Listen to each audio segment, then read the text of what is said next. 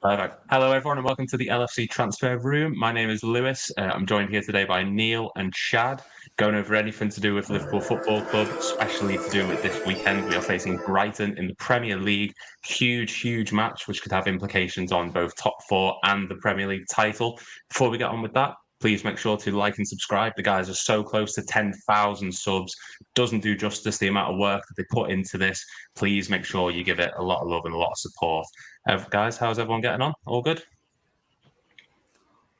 Yeah, all good good, on my thanks, side, Luke. you guys. Good, thanks. Perfect. Nice to hear. So, pretty much just going to go over the Brighton game coming up this Sunday. Just talking about a few different bits and pieces to do with it, really. Just getting your guys' thoughts. Anyone who wants to comment, feel free. All the ones that I think are really good, we'll get them starred, and then we'll add it to extra time at the end. So, first things first, Brighton this Sunday. We'll start off with you, Neil. How are you feeling about it? Any trepidations, or are you happy with how things are going? I think last weekend, before the Spurs game, I felt quite confident because I think Brighton had been whacked at Aston Villa, and you kind of got the feeling that maybe their tactics were unravelling a little bit because it wasn't the first time this season that they had been beaten heavily, because I think they lost at home to West Ham as well, quite heavily. And then I was generally pleased with our performance, and I felt quite confident. But as as the week goes on, as always, a bit of trepidation creeps in. But I still feel confident. I think it was our worst performance of the season there last year, and I expect us to turn up in a positive frame of mind, and hope that we don't get Brighton at their brilliant best, because when they do play up to the levels that they can do, they're a superb team to watch, and a difficult one to play against. So they're a bit Jekyll and Hyde at the moment. Again, they played away in Europe on Thursday. It's never easy to play on the Sunday after or the Saturday after playing away in Europe. So their squad is being tested as well. Although they did come back and they were 2-0 down quite early on in that game against Marseille, and came back to get a good 2-2 draw. So that's a long-winded way of saying I'm still fairly confident, but they are a dangerous team, and they have the potential to catch us out if we're not on our game.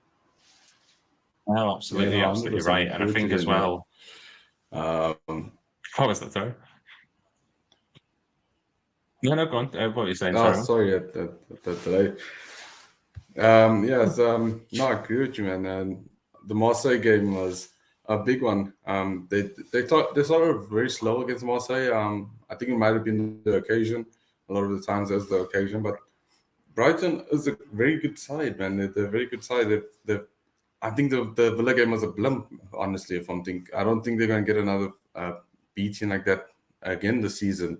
I feel like it might be down to the adjustment of playing on a Thursday night, playing on a Thursday night every second week. So for us, I feel like it's going to be a big game. It's going to be a big game. I think Brighton are going to be up for it. I think they're going to come for us and try to push off on our slow start against Union on Thursday. So it will be a tough game for us. It'll be a big tough game for us, and they'll come at us. They'll come at us with everything that they have. So I feel like it might be a big game for us on Sunday.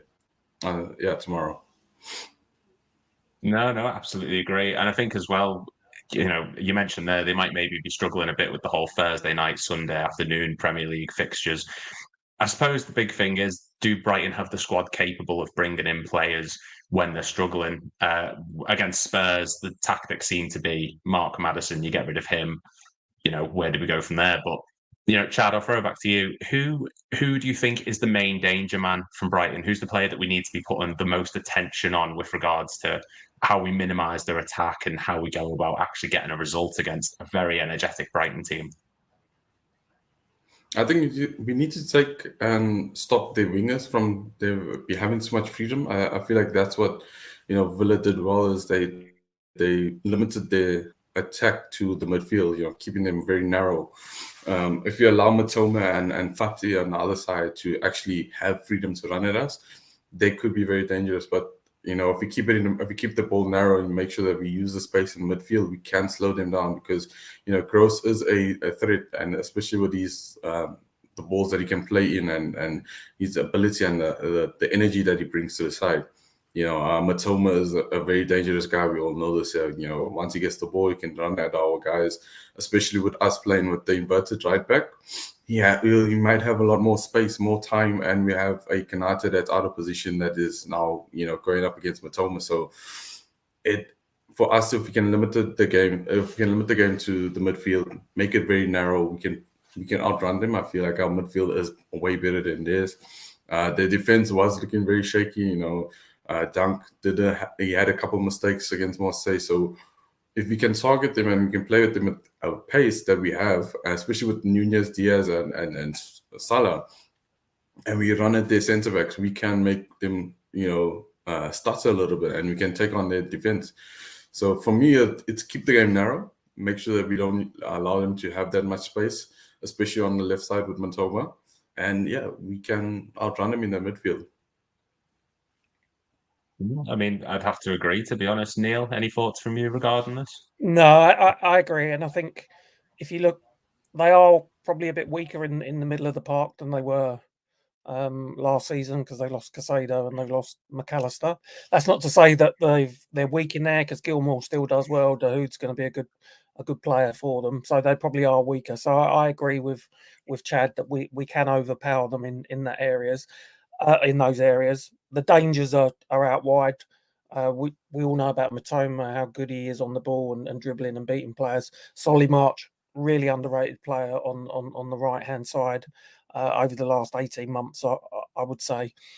But at the back, Estupiñán, I think is injured and is now going to be missing. He is, yes. And there's a doubt over Tariq Lamptey as well. So there may be opportunities to get at their fullbacks. I don't know who will play on the right, whether it'll be Veltman or I don't know if Milner's fit because he hasn't played for the last few games.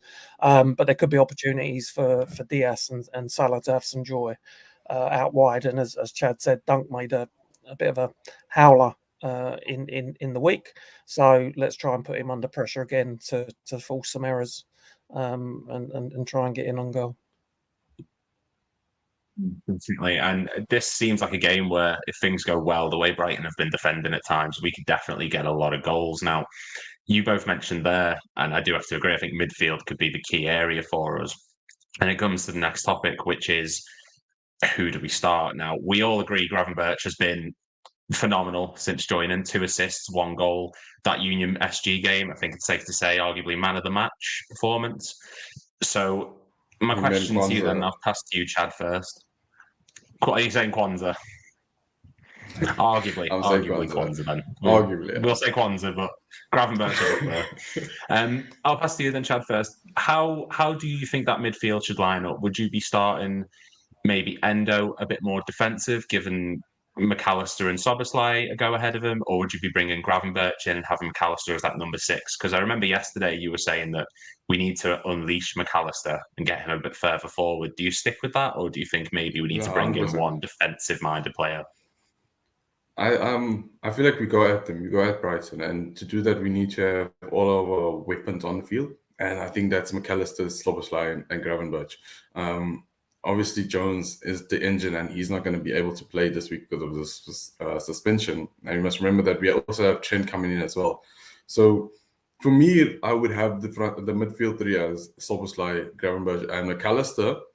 However, we can see that Endo might play in that midfield because of Trent being involved and Trent coming into the midfield as well. So it might be a thing of Klopp putting in Endo as a defensive player, so we have that cover when Trent does jump into the midfield. Endo can come back and push into the defensive places and allow Macallister and Szoboszlai to go up front, because they can also bring the engine. They are still brilliant number 8s, Endo and Szoboszlai and Macallister. They always check back and they always make sure that they do their defensive duties as well. So for me, if we can play Gravenberch and have Macallister in the deep line position and then have Trent, cut in with him as well to play that box in the midfield, it'll be great. It'll allow us to, use that space that we will get from Brighton's midfield, because we do have a better midfield regardless of who is playing, and regardless of the name on the team sheet, our midfield will outrun their midfield.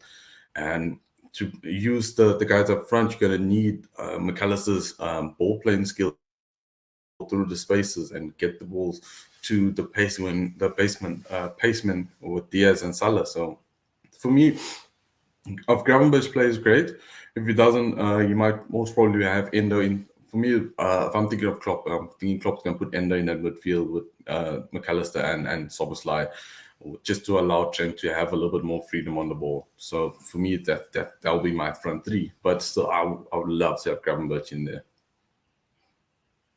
Yeah, and Neil, I'll get your take on this. Brighton seem like a very top-heavy side, so to speak, in terms of the team they've got.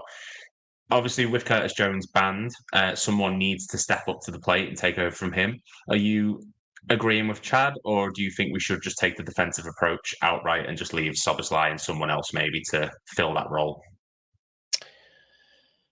I'm uncomfortable with our midfield as it has been. I do think we're lacking that out-and-out six. But in saying that, I didn't think Endo played particularly well on Thursday, if I'm honest. Again, I think he shows that he's decent on the ball, but there does seem to be these moments where he's a bit hesitant to go in and make tackles and turn possession over. So that's a worry for me. Even McAllister sitting as the deepest midfielder is a worry for me, because I think he gets caught in possession.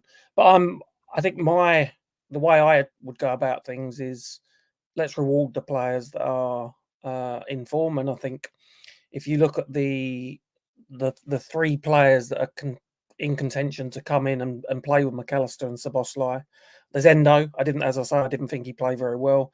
As to whether he was substituted at half time because he's planned to play on Sunday, we'll see tomorrow. I thought it was because he wasn't playing as well as he can do. Gravenberch was the best player, dangerous on the ball, glides past players, lovely mobility. And Harvey Elliott, who I think has flattered to deceive a little bit when he's come into these cup games as a starter. So for me, it should be McAllister, Szoboszlai, and Gravenberch. I don't think it's an ideal three, because I think you would have an out-and-out number 6 in there. But I think it's probably the best that we've got for tomorrow. Do you think McAllister's done a good job being in that number 6 role, or do you think he's looked a bit subpar at times? I think he's done okay. I think when we're on the ball, he's great, and he does get around the park, and he's not the quickest, but he does get around the park and make tackles and turn over possession. But there has been times where he looks like he needs a little bit too much on the ball. And that's not necessarily his fault, because I think he's used to playing in a double pivot, or in a more advanced, more in more of a number 8 or number 10 role. So he's doing a job. I think we must have someone lined up to come in if not in January, in the summer. Szoboszlai's been the outstanding one. I wouldn't say McAllister's been overwhelming, but I wouldn't say he's been underwhelming either. So I think he's done a steady enough job. But for me tomorrow, I'd reward Gravenberch and let him have a game. Well, I'd have to agree, and I think the big thing against Brighton is they work their socks off. They will run and keep going and going. There's an energy that De Zerbi's brought to the team, and I think I have to agree with what you're saying. Gravenberch, McAllister and Szoboszlai, it's not ideal in terms of a defensive sense, but we have the players that can outrun Brighton. And I think if we have those three in midfield, maybe we won't have to do as much defensive work because we can just grind them down. No, I think I'd have to agree. And like you say, Gravenberch, he deserves the reward of everything he's done so far. He's looked outstanding since being in that team. I compared him the other day to Wijnaldum. I think he maybe fills that role slightly in the future. And McAllister looks solid. He definitely does have one or two moments of weakness defensively. We saw that against Chelsea, especially. First game, obviously, he's played in it a few times, but he's only going to improve. He's still quite young. And I know, Chad, you said that you wanted him further up the pitch. Who do you think would be the more effective player further forward? Would it be McAllister or Gravenberch? Who do you think we should be moving more into that attacking role going forward? Look, Gravenberch is his ability on the ball, his first touch, his ability to find a space, put himself into that space is phenomenal. And to have McAllister has the technical ability to get the ball into the spaces, to pass it through the tight windows, and to get the players that need to score the goals forward and get them into the positions to do that. For me, I would love to unlock McAllister in that 8 and allow him to be more forward,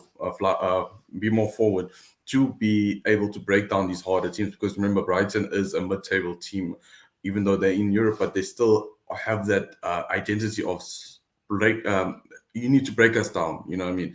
You need to break our defense down. We're not going to allow you to play your game.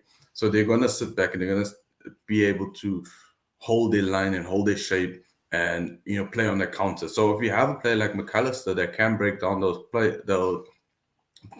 those defenses and break down those teams that are much harder to run against and be more free against, I think he'll be a better asset than Gravenberch. I think Gravenberch still has a little bit more to grow in terms of that position. He's a phenomenal player. I don't want to discredit him because he is a very good player, and he is a little bit younger than McAllister. But McAllister has that confidence in that 8 position, the ability to see the spaces and to allow Diaz and Salah and Nunez to be, the great players that they are. So for me, I would say that McAllister is the more needed player in that 8 and the more needed player to be able to push forward and get forward than Gravenberch. I also think that McAllister's engine is better than Gravenberch's in a sense. He has some issues defensively, McAllister, but the engine and the ability to track back and to intercept the ball and to get the ball away from their danger players is a good and key asset for him. With Gravenberch, he has the ability to be in the right place at the right time, but sometimes he misses a tackle, he's lackadaisical to get to the interception. You know what I mean? He's not there 100% defensively. And that will come over time, especially working under Klopp. It will come over time. You will be able to have Klopp will push you to make sure that he gets back and gets into and cuts out the passing lines. But for me, McAllister attacking ability it far outweighs Gravenberch's mobility and first touch and ability to get past the players. I think you're spot on there with what you're saying. Just before we carry on, guys, please do remember to like and subscribe. As I say, the RC Transfer Room is so close to 10,000 subscribers. These guys really do deserve it for all the work that they put in. And remember to put your comments in as well. Any comments which we think will do really well in the extra time, we'll post them up. Geordie says, how are the lads? I'm going to assume Newcastle fan. If you are, that PSG game was one of the best games of football I think I've ever seen. So congratulations to you. Just sticking on with the Brighton theme then, just a little bit of thing about Brighton. This season, 5 wins, 2 defeats. Most goals scored with 19. However, they do have the 5th worst defence. So a good opportunity for us to score goals. And Neil, I'll pass this to you. I mentioned before we started that one of the topics we'll be speaking about is Nunez and how maybe this is his chance to seize his moment with Gakpo being injured, and a lot of talk about who's going to start in that front 3. Do you think Nunez is the way to go in this Brighton game? Do you think he'd cause problems for that defence, especially given how well he's been playing lately and how leaky that Brighton defence is? Is his best option for us on Sunday? Yes, and I think because Gakpo's injured, and I think because Jota's suspended, there's not too many other options without doing something drastic, like moving Salah into the middle and playing Harvey Elliott on the right. So I think he's the only option, but I think he can be very much the right option if Darwin Nunez is on his game. I think most people will acknowledge that there seems to be some improvements in his game this season, but there was a bit of negativity because he missed a straightforward opportunity the other night. So yeah, absolutely. I think we've all been crying out for him to play. I think he will play, and I think we need to hopefully get him off the mark early so that we can. Sorry, my dog is barking. Hopefully we can get him off the mark nice and early in the game to get his confidence up. But yeah, absolutely the right player to start. it's going to be an exciting front three. So yeah, Darwin Nunez. I fancy him to score tomorrow. And Chad, I'll pose the same sort of question to you. Do you think Nunez is the player to start? And as we mentioned on the stream yesterday, we talked about maybe Salah and Nunez every now and then rotating positions. With Estupiñán out, do you think there's more of an opportunity for us to do that and cause a few more headaches for the Brighton defence? Or would you just stick to Nunez straight in the middle, out-and-out striker? No, I say stick to Nunez in the middle.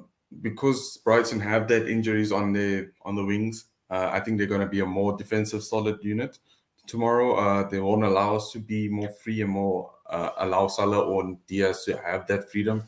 So for me, having Nunez in that, someone that can either hold the ball up or make the run into the gaps between the two centre backs, is a very key asset for us. And as Neil was saying, we want him to play. These are the moments that we want him to play. We want him to be this guy, to be our guy. And like we said yesterday as well, is he has assets both sides of him. He has Diaz and he has Salah that can interlink with him and allow him to be more free and be more willing to make the runs in between the defensive line. So again, tomorrow with the formation change, if we do have Macallister in, it'll allow him to make the runs because he knows someone's going to feed him into the ball. He's going to feed the ball into him.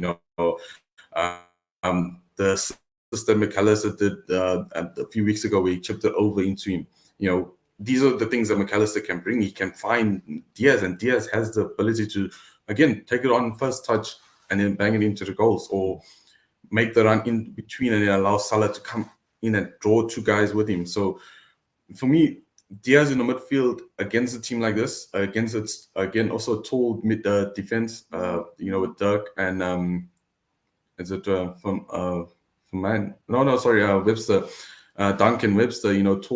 Tall centre backs, strong guys on the ball. You're gonna have Diaz that can get in and irritate those guys a lot tomorrow. So for me, he's gonna be a very key asset, and the way we use him tomorrow is going to be also key for the way the few games that we have now, because like you said yesterday, this is one of the hardest games that we're going to have for the next few weeks. So if we can get on a run today and then continue that consistency over the next few weeks up until the Man City game in November, it's going to be big for us and big for him as well. Absolutely. He's statistically, Nunez is a solid striker. He's averaging 1.63 goals and assists per 90, and he's registering 4.48 shots per game. And he's hit the woodwork 3 times. So clearly he gets chances, he gets his opportunities. Sometimes he does definitely squander them, like the Union SG one, which everyone was raving about. But in terms of the amount of shots he's going to get, he's going to cause issues for that defence. And like you rightly said, he's against this back line, he can cause so many headaches, and he's got Diaz and Salah both feeding them in, that he's got a multitude of options of how he's going to score. Paul Lindo says, how about trying a 4-4-2 with Salah in the middle and Szoboszlai out on the right of the 4? I understand it, but personally, I don't think this is the game to be trying that. I think you maybe try it in a cup game, maybe a Europa League game when we've qualified, but against the Brighton team, who are the top scorers and competing for that top 4 spot, I'm not too sure. Neil, thoughts on that one? Or would you be up for trying the 4-4-2, or just stick to what we know? I wouldn't. I think tomorrow I would stick with what we know, but there's never any harm in having options in game to actually change it to if things aren't working out as they should be. So I wouldn't write it off. I think Szoboszlai has been really, really important in the engine room in the midfield, and can be again tomorrow. So I wouldn't necessarily want to see him put out on the right hand side of midfield. But as I say, there's no harm in having these options and backup plans if plan A doesn't work. Oh, definitely.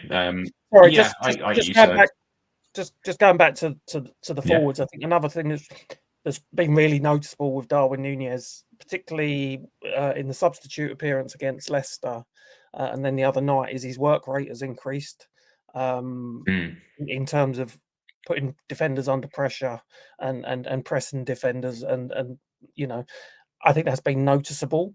And I think tomorrow Brighton play a very, very risky game at the back.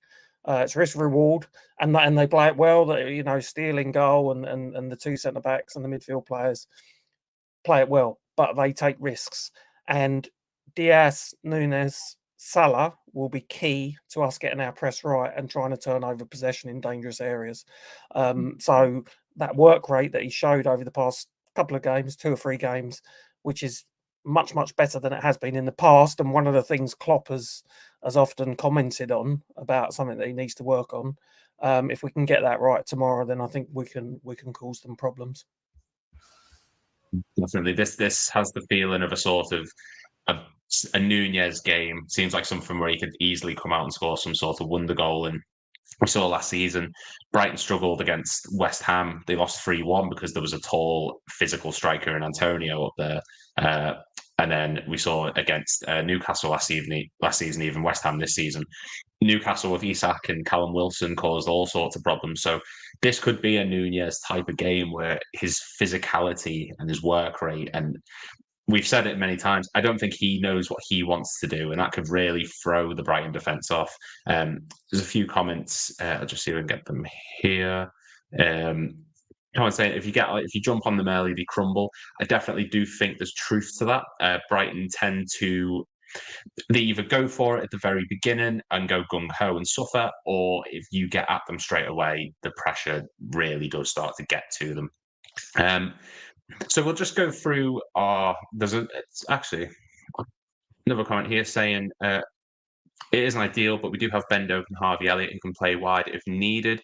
Would you possibly consider Ben Doak in this team, Chad? Do you think this is a game where he could have, I know we've mentioned the Estupiñán not being there, but do you think Ben Doak could have any sort of impact of his incredible pace, the way he plays? Could he get any result at all? Could you see him maybe playing? I don't see him starting, no. He might come off the bench later on, depending on the scoreline, obviously. But I don't see him being a big factor in, again, because the thing about Brighton is, right, they have missing players, especially on the wing backs. If De Zerbi decides to make them play the long ball, because they do have Ferguson, who is a tall guy and can hold the ball onto his, he can put it on his chest and hold the ball for the team to come up to him. If he does decide to do that, it becomes an issue of we need to score first. And just like Albert said, if we do score first, it will help our game better, and that will allow for people like Dirk to come on, because now Brighton will be chasing the game, and now you can have Dirk on, who can run at them and make them go, you know what I mean? So he has the ability, he has the pace, he has the footwork to challenge the centre-backs and the defensive line and make them worry, especially deep into the game where they are now tired and exhausted from having Salah and Nunez and Diaz already on them whole game, throughout the whole game, sorry. But the first goal is very key for me.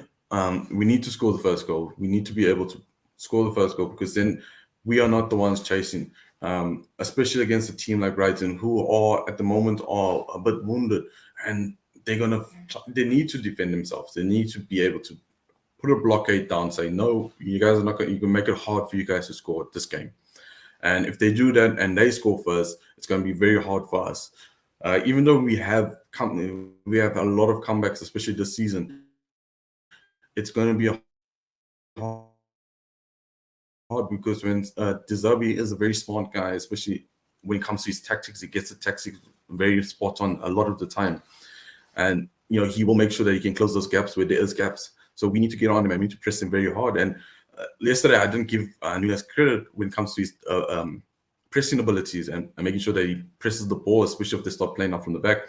He does that, and there has been moments this season when he's been the pressing link and the guy that pushes forward and makes sure that he steps on the defensive toes so that they don't play that ball. They don't have the comfortability to play the ball. So for me, we need to get there, and we need to start mark our territory very soon and very early into the game, and make sure that they are always chasing us. And that will allow us to have the freedom to bring on Harvey Elliott, because I think like Elliott has been very keen and very confident in his ability to play the season. And, the games against Union, he was very solid when he came on. Against Leicester last week, he was very solid in that midfield.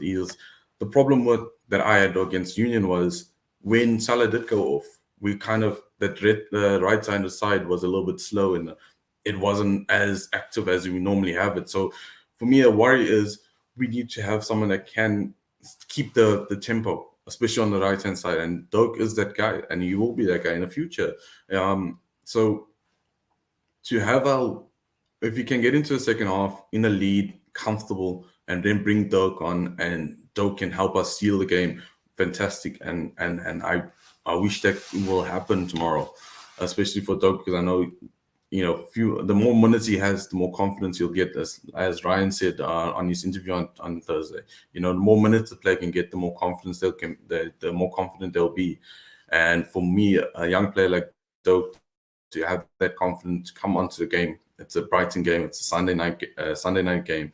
You come onto the field, we're winning the game. You can finish the game off for us. That brings confidence for him for the future games that he plays. So for me, he doesn't start. He might come off the bench if he is in the squad, and he might be the closer for us. He might fit that sort of Adama Traore role that Wolves used to do, where they bring him on late when everyone's ran down and just really cause headaches with the defence. So this comment, Neil, this one's more towards you. So not that one, I'm sorry.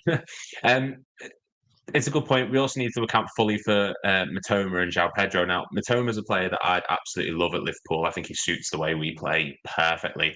We're going to go into our starting 11s in a bit and who we'd pick, but how do you think we deal with Mitoma? Do you think Trent is the best choice for that, or would you be keeping Joe Gomez at right back, someone who's a bit more physically astute for Mitoma? I would. I'm not against either of them playing, but it would not be with a view to playing either of them in the inverted right back role. So probably, I think Gomez was good again against Spurs last week, and he would be the better defender. But if he's going to move into midfield and we're going to leave big gaps in behind again, then I don't see the point in doing that. If we're going to stick with the inverted right back role, then it should be Trent that's doing that. So I'd probably base it on what tactics that we're going to pick. I would probably play Joe Gomez as a conventional right back, give Trent another appearance off the bench, and then integrate him back into the starting lineup when the internationals are over.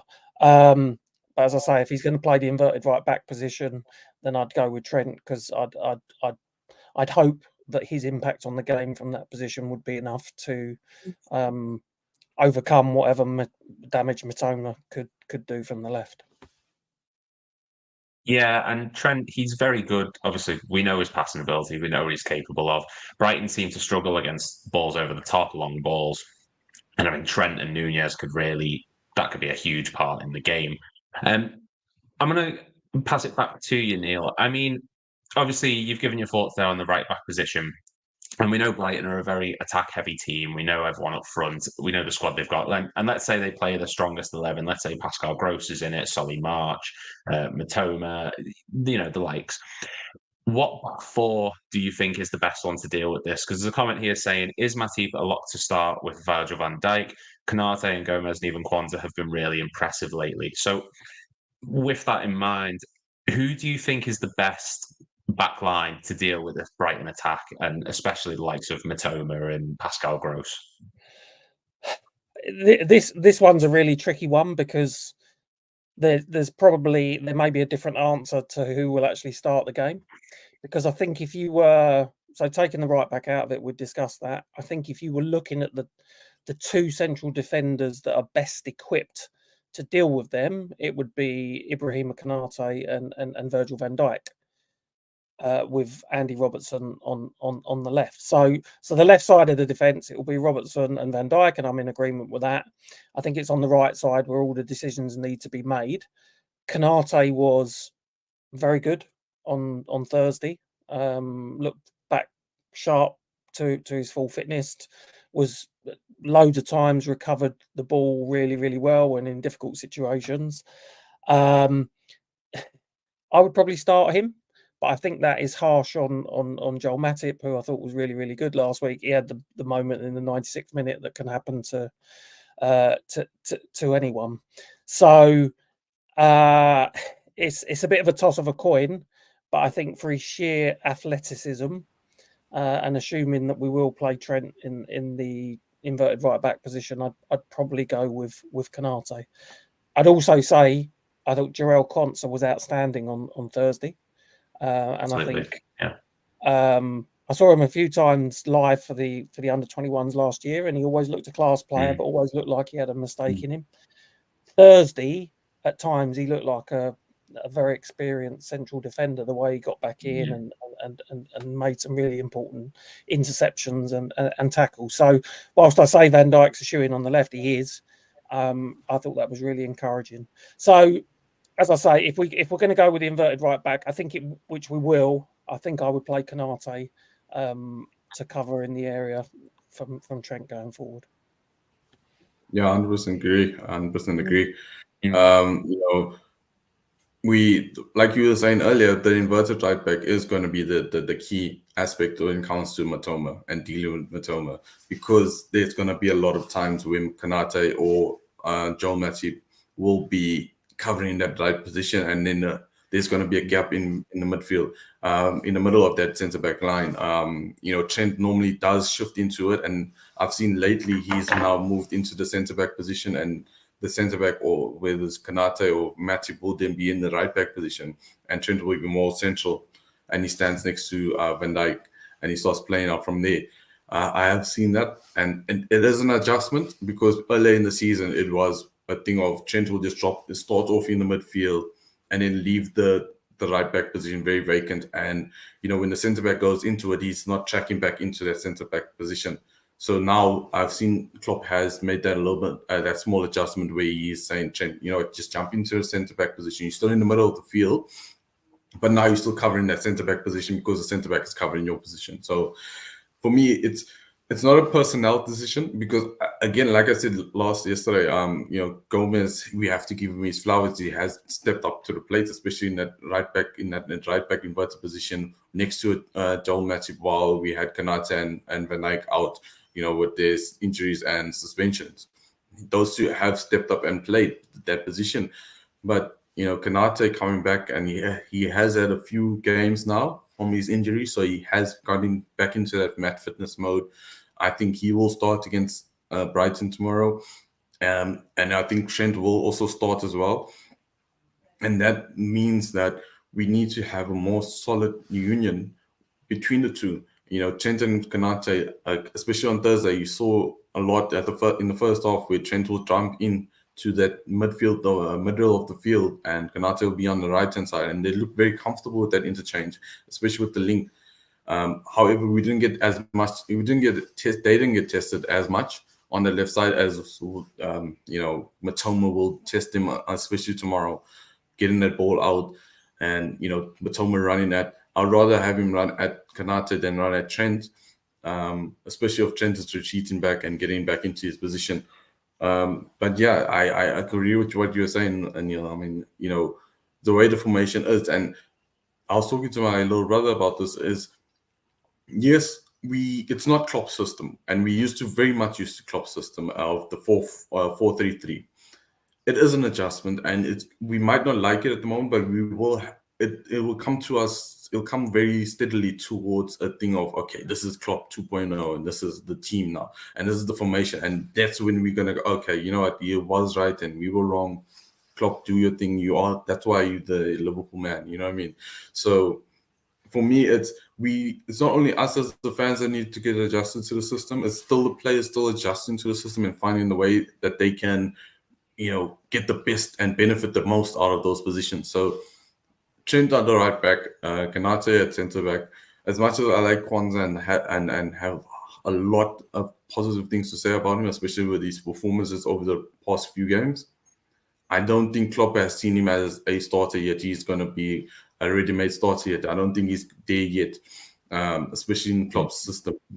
But yeah, I see Konate or Matip playing more Konate than Matip, because again, I don't think Klopp will have Matip being that after his mistake against Tottenham. I don't think Klopp will be lenient and say that, you know what, let me put you back in the spotlight. Everyone's going to look at you and judge you for your performance and say, okay.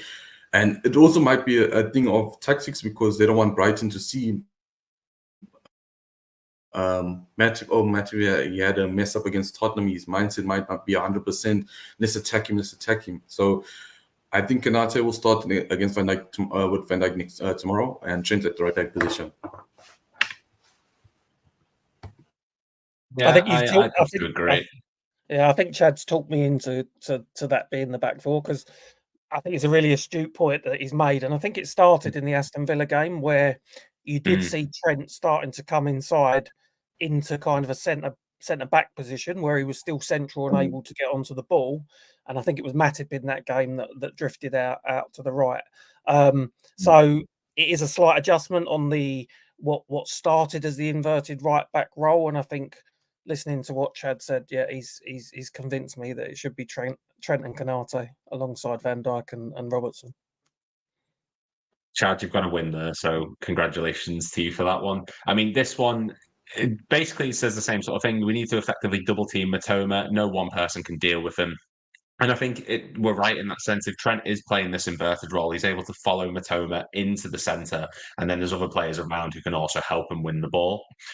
The thing with Matip as well, I think after that Tottenham game, his morale is going to be lower than I think it ever has been, maybe at the club.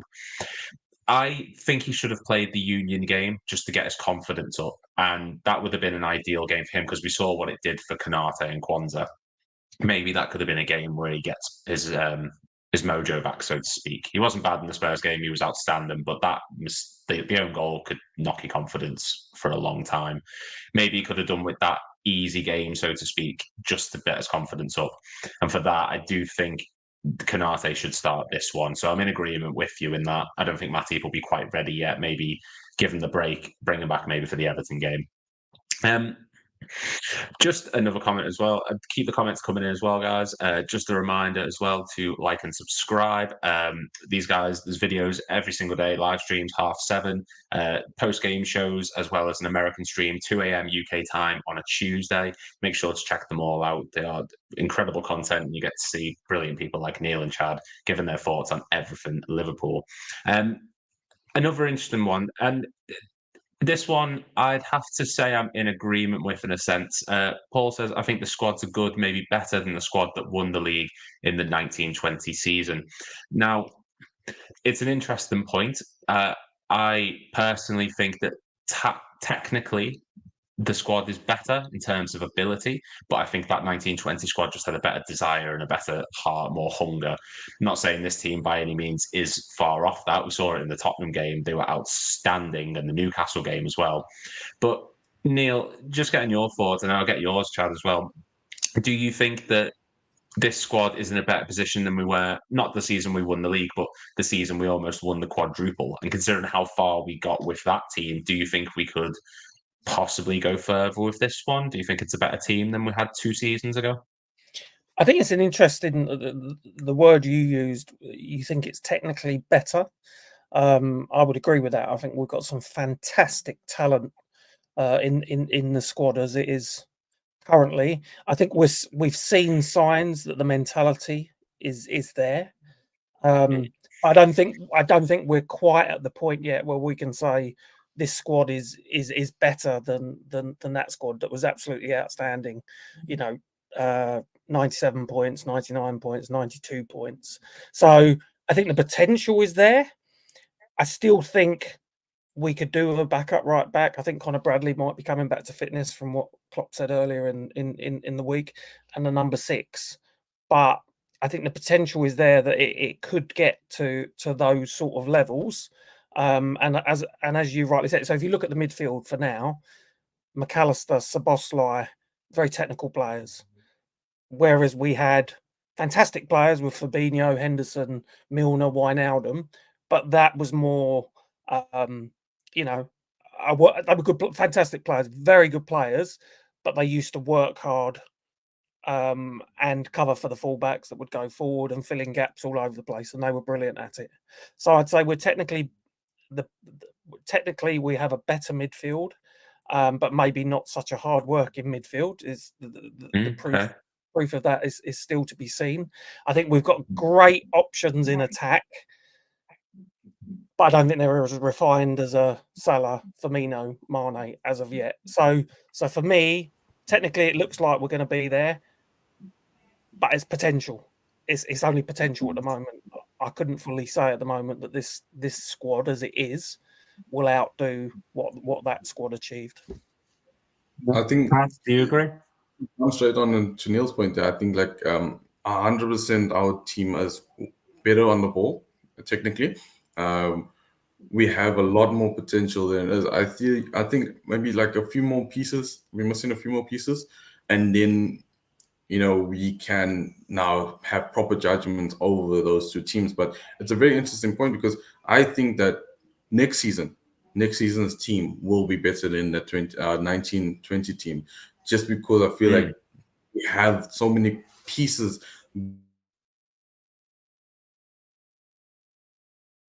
that our front line, Diaz, Nunez, Salah, Mane and Firmino had, because I just saw that comment that coming now. They don't have the goal threat yet, but as soon as they start cracking on, I feel like that's where next season comes in, because that's when, if they can get the season to a point where they are firing 100% Diaz and Nunez, next season with our addition of Klopp will most probably get a solid 6 in the team, or Chen White move to the midfield and then have a solid right back replacement for him. Then we can start comparing those teams, because then we have a proper debate now. At the moment we don't have that debate, because yes, we might have the better technical ability, but the workhorses and the interchange and the system that the 2019 team and the quad team, the almost quad team had, will overrun our technical team at the moment. And that's where I feel like there's not enough to have that discussion yet. But I feel like next season is that where we will have that, where we can have that team that now, okay, you know what, now we can have that debate. Now next season we need to push for the quad, or push for the best team in the Premier League history for Liverpool in terms of the technical ability, but also the workhorse and the system and the structure that we have. So yeah, it's a very interesting point. And maybe, come the end of the season, I might be wrong. We might be sitting with 3 trophies, 4 trophies, and I might, and the discussion's open again to now. Okay, this team is way better than the 2019 team, or way better than, what I mean. But for me at the moment, it's not there yet. It's still a few missing pieces, a few key pieces also, and as well as the structure, just getting to a solid base, of solid foundation when it comes to our formation and how our team works and how our team adapts. So yeah, give me until next season and we can have that open discussion, because I feel like next season's team will be that team. Absolutely. I mean, I agree. I think this season we're looking fantastic. Next season we could only get better. Obviously, depending on what happens with Salah. If Salah leaves, the whole thing's up in the air at the moment. Some of the comments, guys, are brilliant. They're giving us really interesting things to discuss. One of the ones that I've seen come through just recently, the Newcastle game, enough said. I don't think anyone here is disputing the fact that this Liverpool team's got ability to run and heart and desire. I think having someone like a James Milner there instead of Thiago would edge everyone on, and he'd say, right, this is how we play, this is how we do it. Obviously, the lads are doing it now anyway, regardless of who's there. They're all looking outstanding, but the desire is there. No one is going to question that. One good question as well, just before we get onto our starting 11s really quick. We're also missing prime Fabinho, so we need a half-back. Endo is not that guy. We need to complete the purchase of Andre from Fluminense. We discussed it at length yesterday, me and you, Chad, so I'm going to pass this one to Neil. Neil, Andre, good player to come in. Do you think he'd be the answer to our number 6 problem, or do you think he'd just be a bit more depth? No, I think potentially, and I haven't seen loads of him. He does look a fantastic player. I think he'd have to sort out some of his the yellow cards that he picks up. I think he could pick up a whole bunch of those for them at the moment. in the Premier League. So that's something we can do without at the moment. So I do feel like he may have been the one that we've been waiting for. He's so highly rated by everybody, you know, in the media and some South American experts as well. So yeah, I wouldn't see him coming in as depth. I'd see him coming in to actually fill that role. And I think that's the biggest weakness in the squad at the moment. I've got nothing, you know. Endo I thought was really good against LASK, but as I say, I didn't think he was particularly good on Thursday. And if we get the LASK second half performance from Endo week in, week out, then we'll be fine.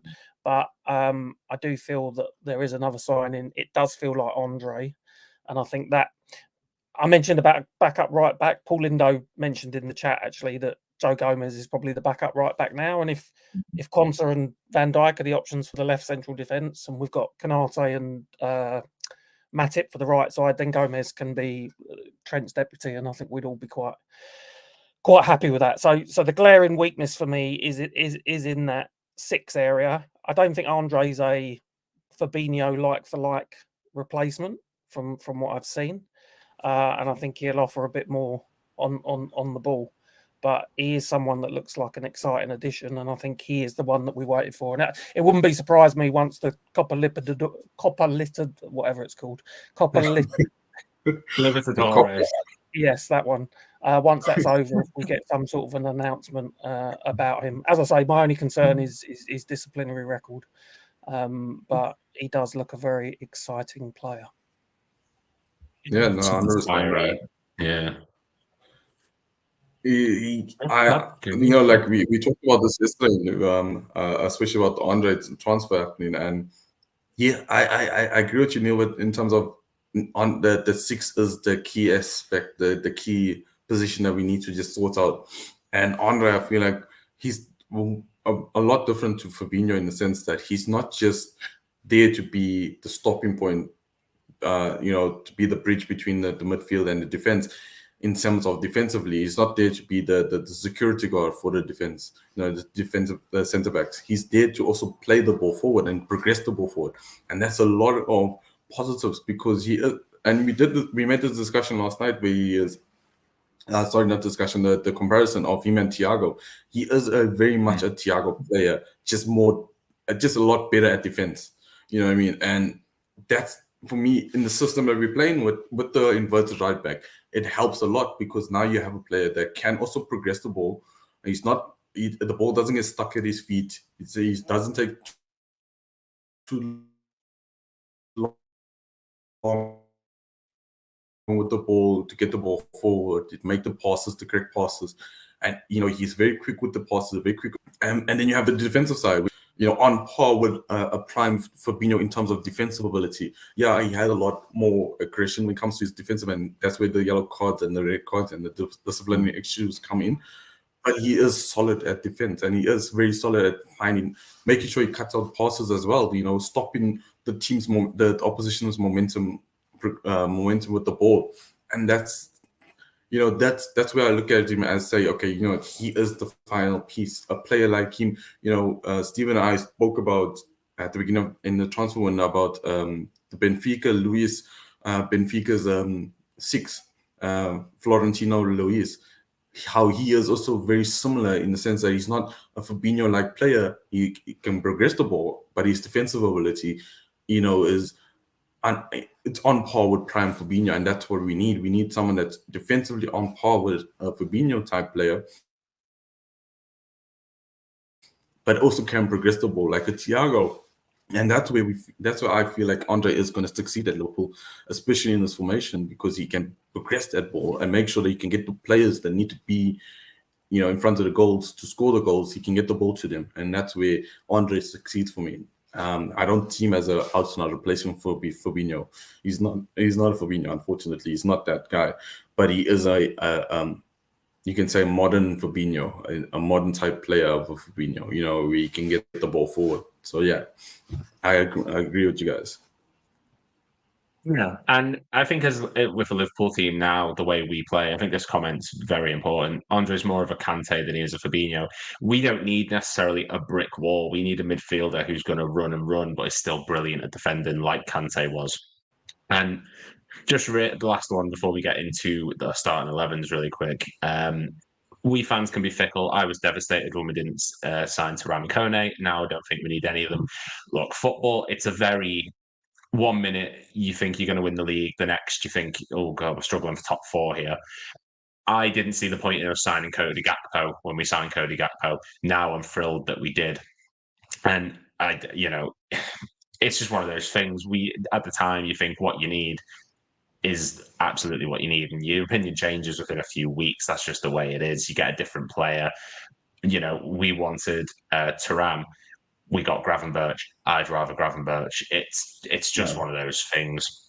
And we could sit here for days and debate about who we wanted as fans. But I think this team, what we've got now, we're very, very, very lucky to have the players that we do. And if we added someone like an Andre to that, I think we'd be out of this world. So I'm going to pass it to you, Neil, and then I'll pass it to you, Chad. I want to know your starting 11 for the game tomorrow and what you think the score is going to be. How do you think we're going to get on overall? What do you think the end score will be? Okay, so starting lineup, I think I'm convinced now. So Alisson will be in goal. Be Trent right back, Robbo left back, with Konate and Van Dijk. Midfield three of Macallister, Szoboszlai and Gravenberch, and then Salah, Nunez and Diaz up front. I think the first goal and the start to the game is critical, and I think if we score that, we will win 3-1. Okay, Chad, same thing to you? Yeah, the goalkeeper's already sorted as Alisson, obviously, and then I'm going to go right back, Trent, Konate, Van Dijk, and then Robbo. I'm going to go Macallister, Szoboszlai, and I'm going to go Macallister, Szoboszlai, and Endo. I think Endo started in the 6.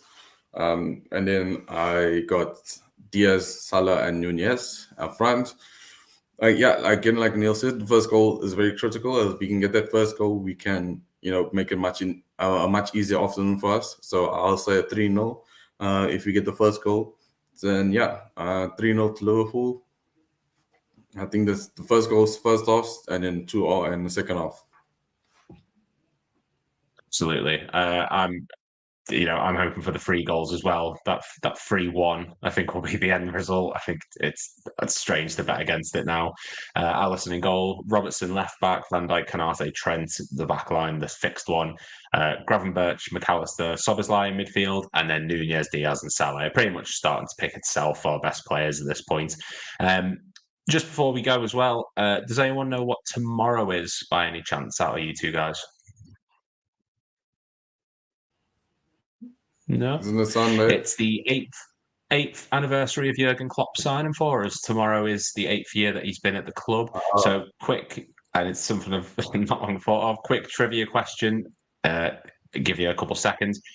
Which player scored the 8th goal for Liverpool under Jurgen Klopp? I remember his first game; they drew 0-0 at Tottenham, and the lineup. Divock Origi was up front. But the 8th goal, I don't know. Nathaniel Klein. It's either Firmino or Benteke for me. I feel like it's Benteke. So I think it might be Benteke. Okay, so it was Felipe Coutinho. It was the 2-1 defeat to Crystal Palace. It was one of Klopp's first defeat as our manager. Just something for be quite fun. 8 years tomorrow. We're incredibly lucky to have a manager like Jurgen Klopp looking after us, and the fact that he's took our squad from some of the players you mentioned there, like Benteke and Nathaniel Klein, to the team we have now. I think I can speak for us all when I say we are incredibly lucky to have Jurgen Klopp in charge of Liverpool. 8 long years. Make it 8 more. Just extend it by another 8 and I'll be very happy. Just before we shoot, guys, please do remember to like and subscribe. As I've said a few times, 10k subs is just around the corner. I think they're 25,000 off. They're not far off. 25,000. 2,500. Not far off. The amount of work that these guys put into this channel and the videos and the guests like Neil and Chad, it's unprecedented, and they definitely deserve the 10K. So please make sure you do like and subscribe. There's streams every single day, 7:30, 2 a.m. UK time on a Tuesday, and there's always post-match games. Tomorrow there will be the post-match game following the Brighton victory, the 3-1 victory, we're hoping, and there will also be one at 7:30. But yeah, just about to hit the hour mark now, guys. So I want to thank Neil and Chad. Any last words before we shoot off for the game tomorrow? Up the Reds. Up the Reds. Chad, anything from you?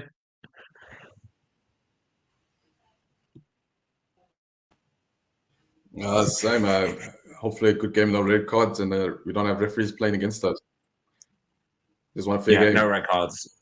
No red cards. We don't want VAR. We don't want PGMOL. None of that. Good, solid win tomorrow. Thank you very much, guys, for watching the stream. I've been Lewis. This is Neil and Chad. Please make sure you like and subscribe, and we will see you again soon. Have a great night.